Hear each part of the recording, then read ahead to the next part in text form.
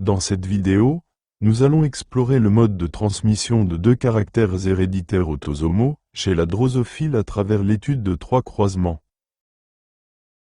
Le premier croisement entre un phénotype de corps gris et aile longue et un phénotype de corps noir et aile vestigiale. Ce croisement donne une génération constituée de drosophiles, tout à corps gris et aile longue. C'est un cas de dihybridisme. Les caractères étudiés sont la taille des ailes, représentée par deux phénotypes, aile longue et vestigiale. La couleur du corps, représentée par deux phénotypes noir et gris. Les résultats montrent que la génération obtenue est homogène, ce qui valide la première loi de Mendel, uniformité des hybrides. Le phénotype de la descendance est identique à l'un des parents, indiquant une dominance absolue. L'allèle aile longue, représenté par L, est dominant sur l'allèle aile vestigiale, représenté par VG. L'allèle corps gris, représenté par G, est dominant sur l'allèle corps noir, représenté par N. Le deuxième croisement est réalisé entre des drosophiles mâles au phénotype dominant, L, G, avec des drosophiles femelles double récessives, VG, N. Ce croisement donne une descendance avec deux phénotypes parentaux à proportions égales, 50%, 50%.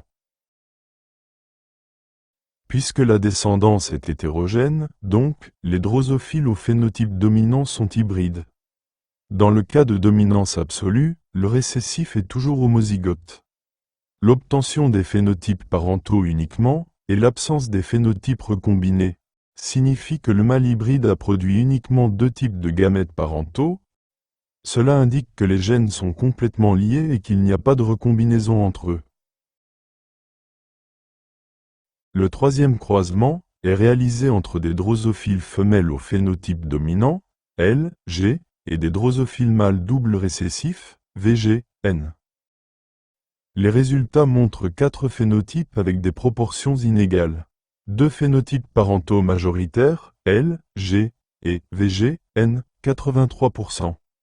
Et deux phénotypes recombinés minoritaires, VG, G, et L, N, 17%. Ces résultats indiquent que les gènes sont partiellement liés, car des recombinaisons ont eu lieu par crossing over lors de la méiose, ce qui a donné les phénotypes recombinés. Passons maintenant à l'interprétation chromosomique. Pour le premier croisement, les phénotypes sont longue, gris pour le premier parent, et vestigial, noir pour le deuxième parent. Les parents sont de race pure, donc, ils portent les mêmes allèles sur les deux chromosomes, L et G pour le premier parent, et VG et N pour le deuxième parent. Après méiose, les homozygotes produisent un seul type de gamètes, L, G, pour le premier parent, et VG, N, pour le deuxième parent. Après fécondation, la génération obtenue est homogène, avec le génotype L, G, sur VG, N, et le phénotype dominant, L longue, corps gris. Ce qui est conforme aux résultats expérimentaux. Pour le deuxième croisement, qui implique un mâle hybride et une femelle récessive, donc homozygote.